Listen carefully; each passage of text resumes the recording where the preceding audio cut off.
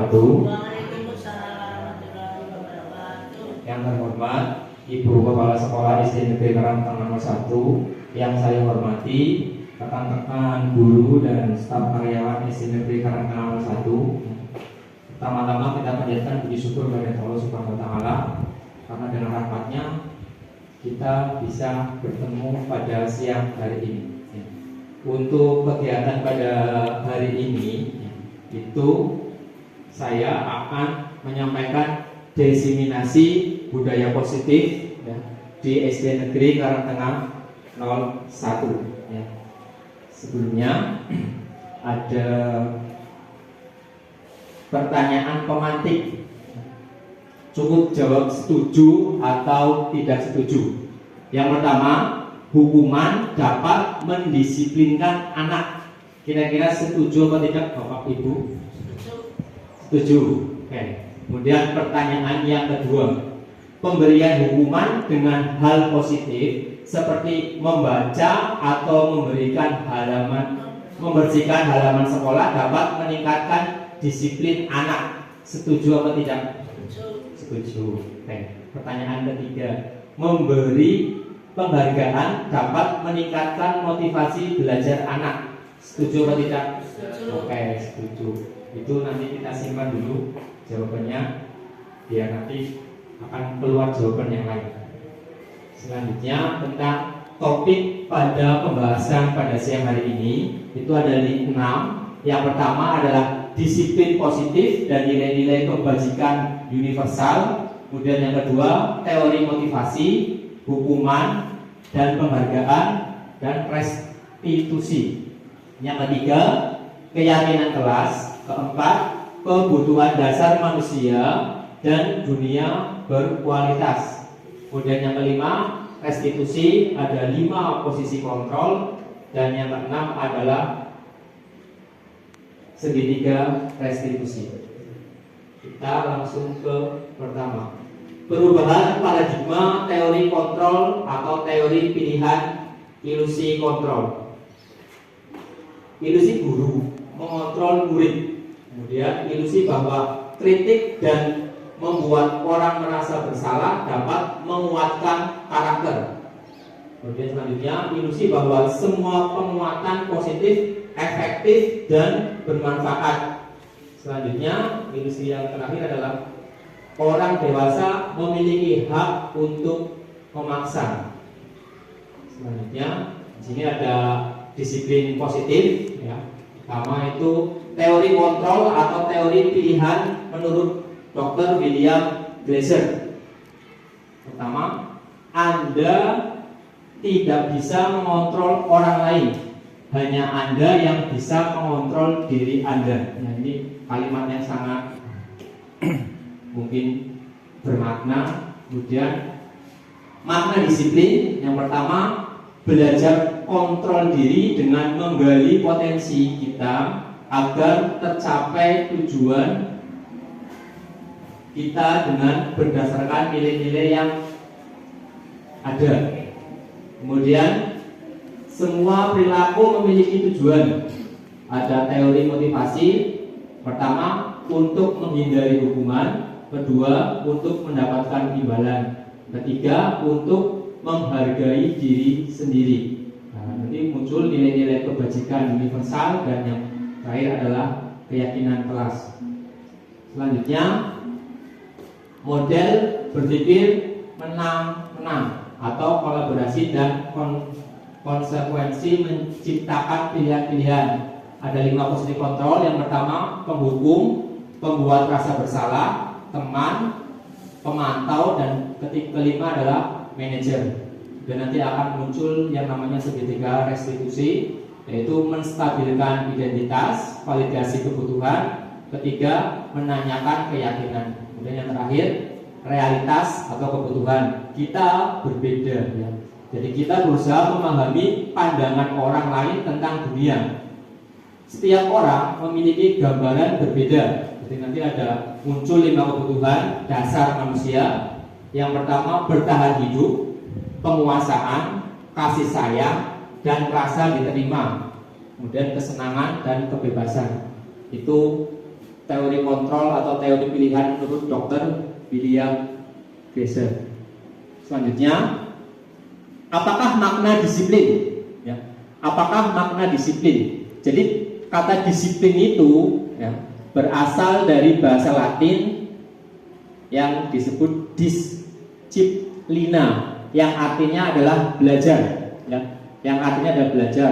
Kemudian makna asal dari kata ini berkonotasi dengan disiplin diri dari murid-murid Socrates dan Plato. Selanjutnya, disiplin diri membuat orang menggali potensinya menuju sebuah tujuan apa yang dia hargai. Namun, dalam budaya kita, makna kata disiplin telah berubah menjadi sesuatu yang dilakukan seseorang pada orang lain untuk mendapatkan kepatuhan. Jadi, kecenderungan umumnya adalah menghubungkan kata disiplin dengan ketidaknyamanan, bukan dengan apa yang kita hargai atau pencapaian suatu tujuan mulia. Kemudian nilai-nilai kebajikan universal, ya, di situ ada beberapa nilai-nilai universal dan lintas bahasa, suku bangsa, agama maupun latar belakang. Setiap perilaku atau perbuatan itu memiliki suatu tujuan. Itu menurut teori William Glasser pada teori kontrol 1984. Dengan mengkaitkan nilai-nilai kebajikan yang diyakini seseorang, maka motivasi intrinsiknya akan terbangun, sehingga menggerakkan motivasi diri dalam untuk dapat mencapai tujuan mulia yang diinginkan. Dan selanjutnya, nilai-nilai kebajikan yang ingin dicapai oleh setiap anak Indonesia, ya, kita kenal dengan profil pelajar Pancasila, yaitu beriman dan bertakwa kepada Tuhan Yang Maha Esa, berakhlak mulia, mandiri, bernalar kritis, berkebinekaan global dan gotong royong, dan terakhir adalah kreatif. Selanjutnya, teori motivasi perilaku manusia. Di sini ada teorinya yang pertama, ya, itu motivasi eksternal. Contohnya, untuk menghindari ketidaknyamanan atau hukuman. Contohnya, apa yang akan terjadi apabila saya tidak melakukannya. Kemudian motivasi yang eksternal selanjutnya, contohnya adalah apa yang akan saya dapatkan apabila saya melakukannya. Itu motivasi eksternal. Kemudian motivasi internalnya atau tujuan disiplin positifnya untuk menghargai diri sendiri. Contohnya adalah saya akan menjadi orang yang seperti apa bila saya melakukannya. Itu contoh kalimatnya. Kemudian menurut Ki Hajar Dewantoro, ya, merdeka menurut Ki Hajar Dewantoro itu artinya adalah tidak hanya terlepas dari perintah, akan tetapi juga cakap buat memerintah diri sendiri. Nah, itu yang dikemukakan oleh Bapak pendidikan kita, ya, Ki Hajar Dewantoro.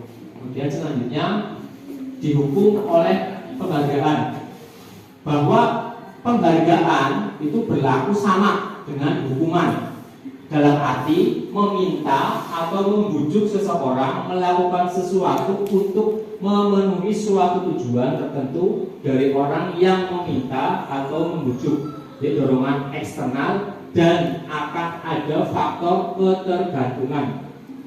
Beberapa dampak dari pemberian penghargaan menurut Alfie von 1993. Yang pertama, pengaruh jangka pendek dan jangka panjang.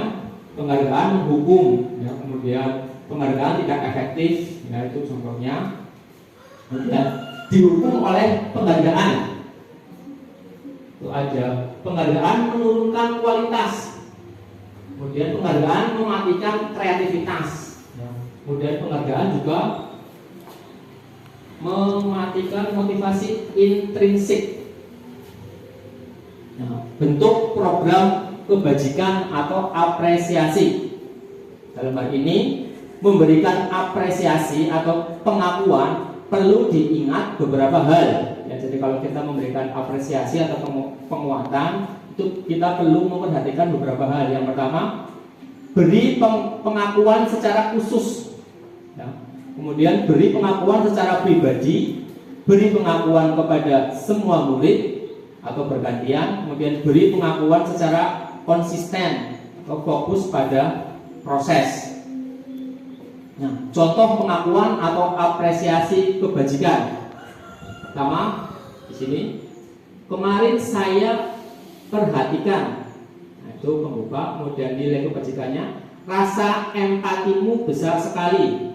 Kemudian situasinya, pada saat menolong murid baru di kelas kita. Kemudian pembuka yang selanjutnya adalah saya menghargai. Nilai kebajikannya, kepedulianmu. Kemudian situasinya pada saat kamu membantu teman-temanmu di tugas kelompok. Yang terakhir adalah pembuka, terima kasih untuk seperti itu. Kemudian nilai kebajikannya adalah rasa tanggung jawab.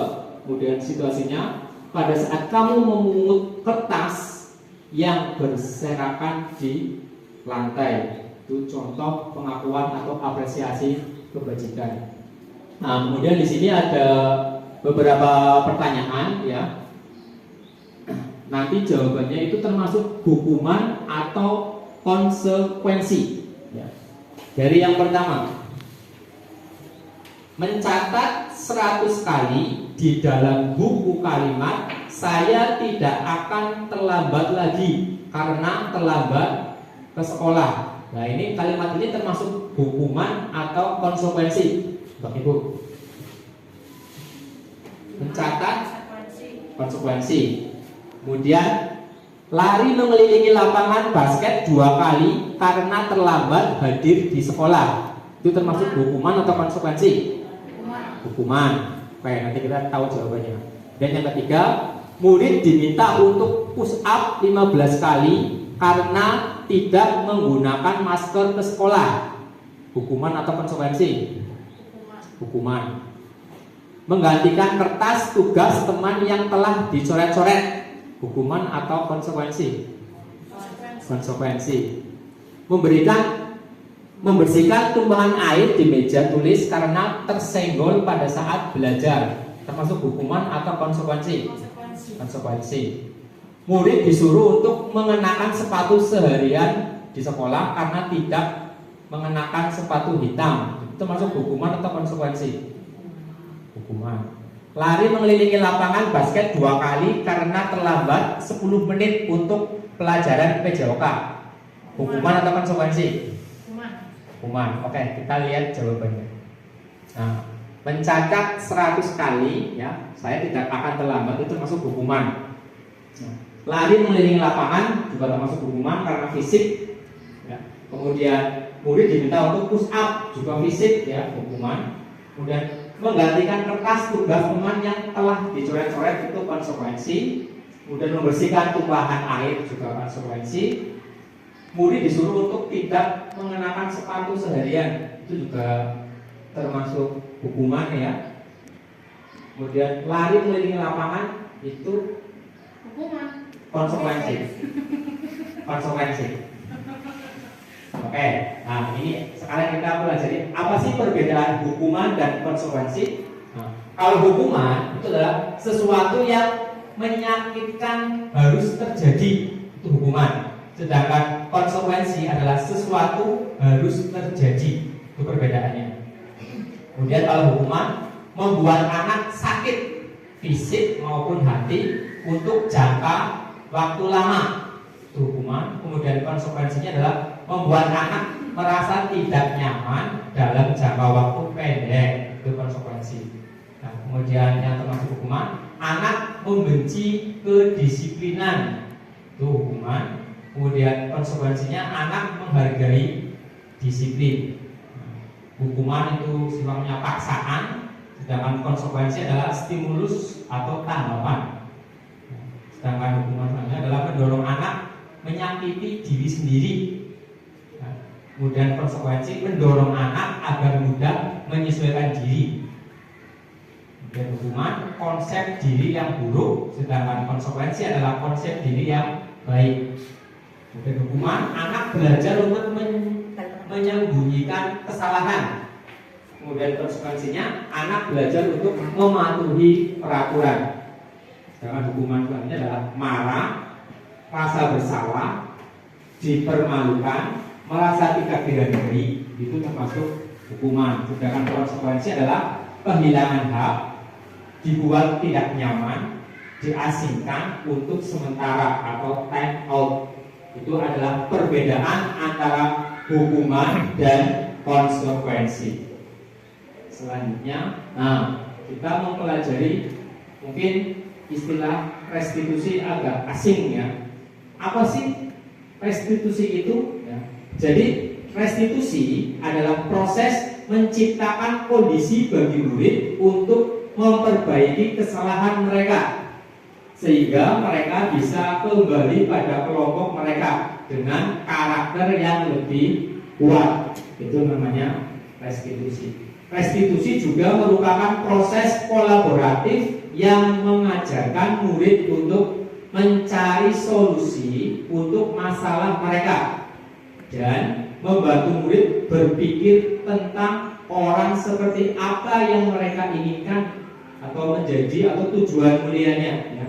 Dan bagaimana mereka harus memperlakukan orang lain. Nah, itu pengertian dari restitusi. Nah, kemudian di situ ada contohnya tidak nyaman untuk murid atau anak jangka waktu panjang, kemudian tidak nyaman untuk murid jangka waktu pendek. Nah, ini contohnya. Kemudian lanjut, apa sih ciri-ciri dari restitusi itu? Jadi restitusi itu ada 9 ciri ya. Yang pertama itu bukan untuk menebus kesalahan, namun untuk belajar dari kesalahan. Yang kedua, memperbaiki hubungan. Yang ketiga, tawuran bukan paksaan. Keempat, restitusi menuntut untuk melihat ke dalam diri. Kelima, restitusi mencari kebutuhan dasar yang mendasari tindakan. Yang keenam, restitusi diri adalah cara yang paling baik. Yang ketujuh, restitusi fokus pada karakter bukan tindakan. Kedelapan, restitusi fokus pada solusi. Yang kesembilan, restitusi mengembalikan murid yang berbuat salah pada kelompoknya. Itu 9 ciri restitusi. Kemudian, mengapa tidak peraturan saja? Mengapa harus keyakinan kelas? Nah, ini kita mungkin sering dengar kata-kata ini ya. Kenapa kok harus keyakinan kelas, bukan peraturan? Nah, jadi seperti yang sudah disampaikan sebelumnya tentang nilai-nilai kebajikan bahwa menekankan pada keyakinan seseorang akan lebih memotivasi seseorang dari dalam. Seseorang akan lebih tergerak dan bersemangat untuk menjalankan keyakinannya daripada hanya sekedar mengikuti serangkaian peraturan tertulis tanpa makna. Nah, itu kenapa harus keyakinan bukan peraturan. Selanjutnya, mengapa tidak peraturan saja? Mengapa harus keyakinan? Nah, alasannya yang pertama adalah keyakinan kelas bersifat lebih abstrak daripada peraturan yang lebih rinci dan konkret. Kemudian yang kedua, keyakinan kelas berupa pernyataan-pernyataan universal. Yang ketiga, pernyataan keyakinan kelas senantiasa dibuat dalam bentuk positif. Yang keempat, keyakinan kelas hendaknya tidak terlalu banyak sehingga mudah diingat dan dipahami oleh semua warga kelas. Yang kelima, keyakinan kelas sebaiknya sesuatu yang dapat diterapkan di lingkungan tersebut. Yang keenam, semua warga kelas hendaknya ikut berkontribusi dalam pembuatan keyakinan kelas lewat kegiatan curah pendapat. Dan yang terakhir adalah bersedia meninjau kembali keyakinan kelas dari waktu ke waktu. Nah, itu alasannya ya, kenapa kita harus menggunakan kata keyakinan kelas. Nah, ini contoh proses pembuatan keyakinan kelas. Jadi anak nanti bisa ke depan maju satu-satu ya, mengumpulkan kata-kata yang akan kita buat untuk keyakinan kelas. Nah, peraturan. Selalu kembalikan buku ke tempatnya. Ya, itu peraturan. Kemudian dilarang mengganggu orang lain. Yang ketiga, dilarang melakukan kekerasan. Selanjutnya adalah dilarang menggunakan narkoba bergantian atau menunggu giliran. Gunakan masker. Jangan berlari di kelas atau koridor. Ini termasuk peraturan. Nah, bagaimana bentuk keyakinan kelasnya? Nah, contohnya di sini, selalu kembalikan buku ke tempatnya. Keyakinan kelasnya adalah tanggung jawab. Kemudian dilarang mengganggu orang lain. Keyakinan kelasnya adalah menghormati orang lain. Kemudian peraturannya, hadir di sekolah 15 menit sebelum pembelajaran dimulai. Itu peraturan. Sedangkan keyakinan kelasnya adalah menghormati orang lain, berkomitmen. Kemudian dilarang melakukan kekerasan. Itu peraturan. Sedangkan keyakinan kelasnya kita bisa menggunakan kata keselamatan atau menghormati orang lain. Dilarang menggunakan narkoba. Keyakinan kelasnya adalah kesehatan. Bergantian atau menunggu giliran. Keyakinan kelasnya bisa menggunakan kata menghormati orang lain atau bersabar. Kemudian peraturan menggunakan masker. Keyakinan kelasnya bisa dibuat kata kesehatan atau keselamatan. Yang terakhir adalah jangan berlari di kelas atau di koridor. Bentuk kalimat keyakinan kelasnya adalah keselamatan dan keamanan. Itu perbedaan antara peraturan dan keyakinan kelas. Nah, dan selanjutnya ada 5 kebutuhan dasar manusia. Ya. Jadi manusia itu memiliki 5 kebutuhan dasar. Seluruh tindakan manusia itu memiliki tujuan tertentu. Semua yang kita lakukan adalah usaha terbaik kita untuk mendapatkan apa yang kita inginkan. Ketika kita mendapatkan apa yang kita inginkan, sebetulnya kita sedang ingin memenuhi suatu atau lebih dari satu kebutuhan dasar kita. Jadi kebutuhan dasar manusia itu ada 5. Yang pertama adalah belong atau kasih sayang. Yang kedua adalah power atau penguasaan. Kemudian ada fun, kesenangan. Kemudian ada kebebasan dan ada bertahan hidup atau survival. Itu 5 kebutuhan dasar manusia. Dan 5 posisi kontrol. 5 posisi kontrol, di situ ada penghukum, pembuat rasa bersalah, teman, pemantau atau manajer. Nah, kita bisa melihat ini posisi kita di mana seperti itu. Contoh, guru berbuat, menghadik, menunjuk, menyakiti, menyindir, itu adalah penghukum. Berarti kalau kita masih seperti ini adalah posisinya adalah penghukum. Kemudian berceramah dan mengatakan seharusnya ibu titik kecewa, itu pembuat rasa bersalah. Kemudian kalau posisi kita sebagai teman adalah membuatkan alasan-alasan untuk muridnya, misalkan terlambat kenapa atau bangun kesiangan kenapa gitu. Kemudian sebagai pemantau adalah menghitung dan mengukur. Sedangkan sebagai manajer adalah contohnya mengajukan pertanyaan-pertanyaan. Itu kalau guru berbuat. Sedangkan guru berkata, kalau kamu tidak melakukannya, awas ya, rasakan. Itu namanya penghukum. Jadi kalau misalkan kita menggunakan ini adalah posisi kita adalah sebagai penghukum. Kemudian pembuat rasa bersalah. Kamu seharusnya sudah tahu ibu lelah sekali, mengatakan ibu stres, itu sebagai pembuat rasa bersalah. Kemudian kalau posisinya sebagai teman, ayolah lakukan demi ibu. Masa kamu tidak mau? Ingat, tidak ibu pernah bantu. Kemudian kalau sebagai pemantau itu apa peraturannya? Kalau sebagai manajer, apa yang kita yakini atau apa yang bisa kamu kerjakan untuk memperbaiki masalah ini? Nah, itu kalau guru berkata. Kemudian hasilnya sebagai penghukum kalau seperti ini adalah anak itu akan cenderung memberontak atau menyalahkan orang lain atau mungkin cenderung berbohong.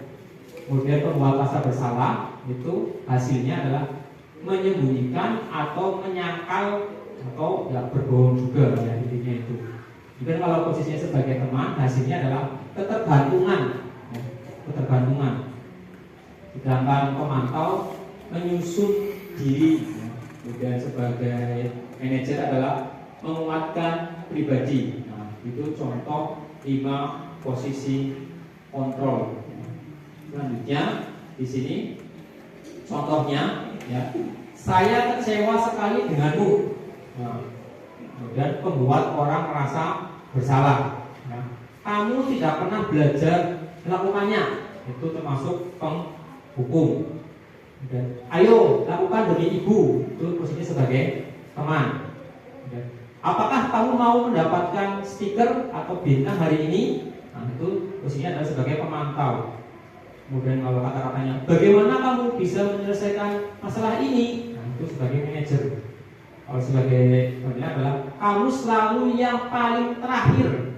Itu adalah sebagai penghukum. Nah, itu contoh kalimat-kalimat pertanyaan ya. Sebagai pemantau, penghukum atau pembuat rasa bersalah. Nah, kemudian selanjutnya ada yang namanya segitiga restitusi. Nah, segitiga restitusi itu ada 3. Yang pertama adalah validasi kebutuhan, menanyakan keyakinan, dan menstabilkan identitas. Validasi kebutuhan, kamu tentu punya alasan mengapa melakukan itu. Itu termasuk validasi kebutuhan. Kemudian menanyakan keyakinan, nilai-nilai apa yang telah kita sepakati. Nah, itu kalau kata-kata seperti ini adalah sebagai menanyakan keyakinan. Kemudian menstabilkan identitas. Setiap orang pasti pernah melakukan kesalahan. Nah, ini adalah contoh dari segitiga restitusi. Ada validasi kebutuhan, menanyakan keyakinan, dan menstabilkan identitas. Nah, contohnya di sini ada penerapan segitiga restitusi ya sebagai proses mendisiplinkan anak. Di sini ada contohnya ya. Kita bisa melihat contoh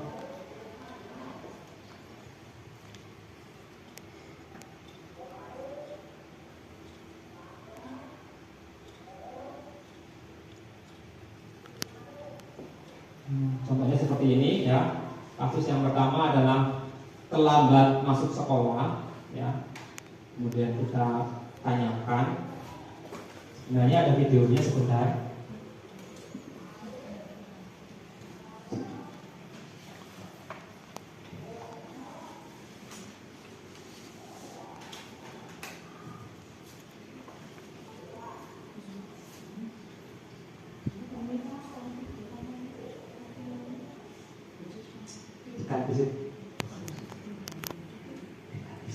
Tiga. Ya, ini adalah contoh kasus terlambat masuk sekolah. Ya, di sini khususnya di kelas saya sendiri. Ya, jadi ada anak yang sering terlambat. Ya.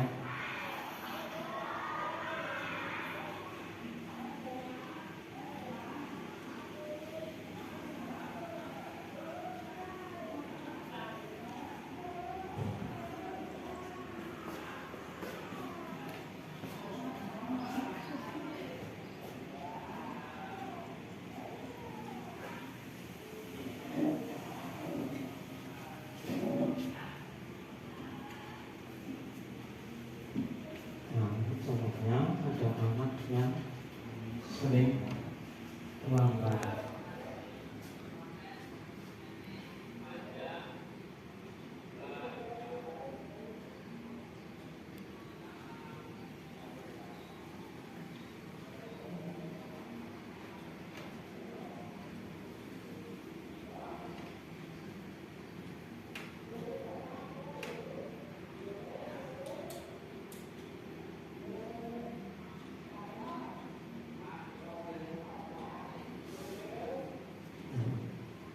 Setelah itu kita menggunakan segitiga restitusi. Kita tanyakan, kenapa kamu sering terlambat, alasannya apa?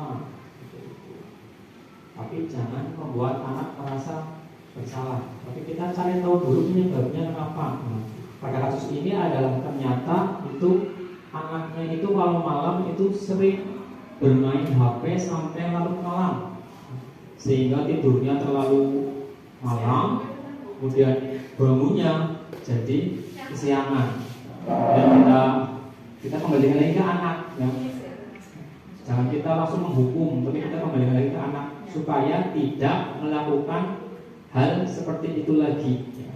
Dengan kita menanyakan kesepakatan kelas atau keyakinan kelas, ya. Keyakinan kelas kan sudah dibuat lah, kita ingatkan lagi seperti itu sampai anak itu berjanji pada dirinya sendiri untuk tidak mengulanginya lagi. Ini contoh kasus pertama. Kemudian kasus yang kedua itu adalah, mungkin ini sering terjadi di kelas kita, ya, mengobrol di jam pelajaran, ya. Kita sedang menerangkan, ternyata ada anak yang asik mengobrol sendiri. Ini contohnya.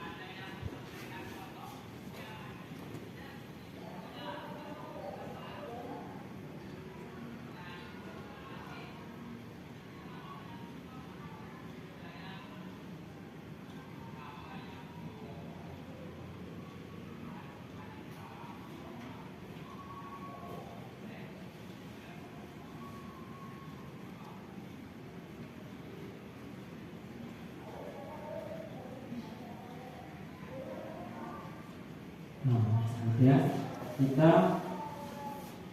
cari tahu penyebabnya, ya. Kenapa anak tersebut itu sering mengobrol sewaktu jam pelajaran? Ternyata penyebabnya katanya itu karena tidak suka dengan pelajaran matematika, ya.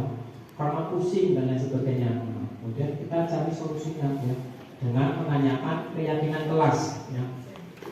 Jangan kita membuat anak merasa bersalah, tapi kita cari tahu dulu penyebabnya. Penyebabnya apa, kemudian kita buat anak itu tidak lagi mengulangi perbuatannya dengan kita mengingatkan lagi tentang keyakinan kelas yang sudah disepakati. Itu kurang lebih seperti itu, ya.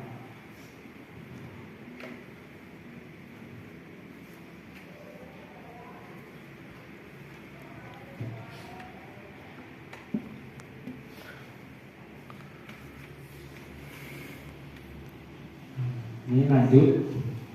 Kemudian menstabilkan identitas. Jadi guru berkata, berbuat salah itu hal yang manusiawi. Tidak ada manusia yang sempurna, ya. Bapak atau ibu juga buat salah, ya. Kemudian kita pasti bisa menyelesaikan permasalahan ini.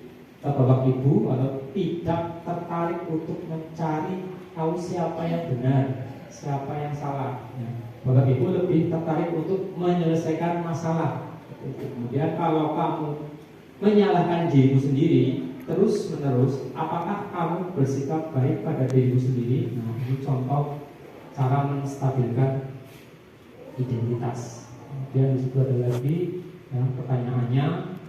Nah, kemudian menanyakan keyakinan. Nah, guru berkata, apabila yang kita percaya atau di kelas atau di sekolah kita nilai-nilai universal apa yang telah kita sepakati. Nah, kita ingatkan lagi, ya, tentang kesepakatan kelas atau keyakinan kelas.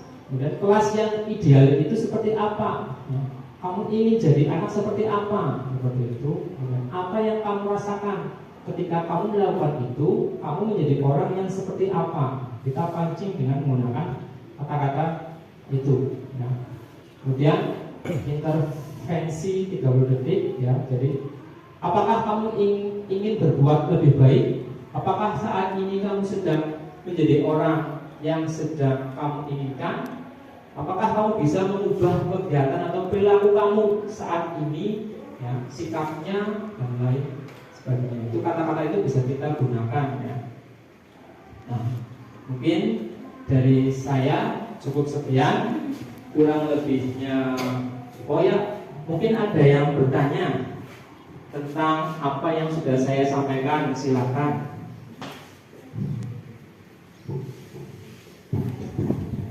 Ya, dari Bu Win, silakan Bu Win. Waalaikumsalam warahmatullahi wabarakatuh. Sebelumnya saya mohon izin bertanya Pak Imam. Ya, siap. Ini terkait dengan kelas 1 Ya. dan murid baru ya. Ya. Bagaimana caranya memberi pengertian ke mereka sesuai dengan segitiga restitusi. Kasus yang saya hadapi ini seperti ini. Ya. Setiap habis istirahat, Ya. padahal sudah saya kasih tahu nanti jam sekian masuk ya. Tapi kok kenapa setelah saya masuk ke kelas masih banyak anak yang jajan? Oh, ya. Jajannya belum habis. Itu cara mengatasinya bagaimana? Nah. Terima kasih. Ya. Assalamualaikum warahmatullahi wabarakatuh. Waalaikumsalam warahmatullahi wabarakatuh. Ya, saya akan coba menjawab, ya. Kita kembalikan lagi ke segitiga restitusi, ya. Kita validasi kebutuhan. Kita cari tahu dulu anak itu sebenarnya melakukan itu butuh apa sih, seperti itu, ya. Kemudian adakah cara yang lebih efektif untuk mendapatkan apa yang kamu butuhkan? Misalkan anak itu kalau masuk terlambat, ya, mungkin karena kita cari tahu apakah pas waktu beli jajan itu antri atau bagaimana, ya, seperti itu. Kemudian kita menanyakan keyakinan, ya. Setelah itu kita tanyakan ke anak, masih ingat nggak tentang keyakinan yang sudah kita buat di kelas? Nah, kita ingatkan lagi. Oh, ternyata masih ingat. Ternyata keyakinan kelasnya adalah kalau masuk ke kelas itu tidak boleh terlambat atau waktu istirahat hanya 15 menit. Nah, itu sudah menjadi keyakinan kelas. Kita ingatkan lagi. Nah, nanti kan anak akan merasa, oh iya, ternyata saya sudah melanggar keyakinan yang sudah dibuat. Itu kalau di kelas tinggi, ya.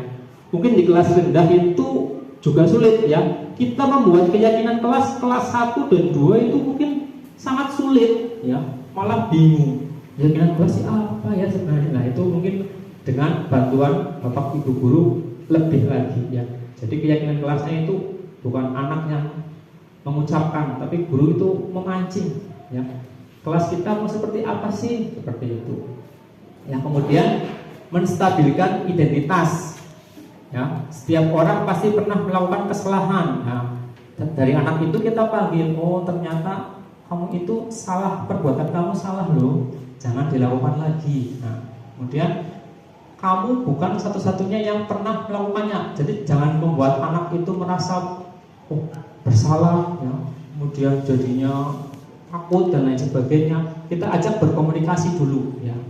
Itu trik saya di kelas tinggi, ya. Mungkin di kelas rendah berbeda lagi penanganannya, seperti itu.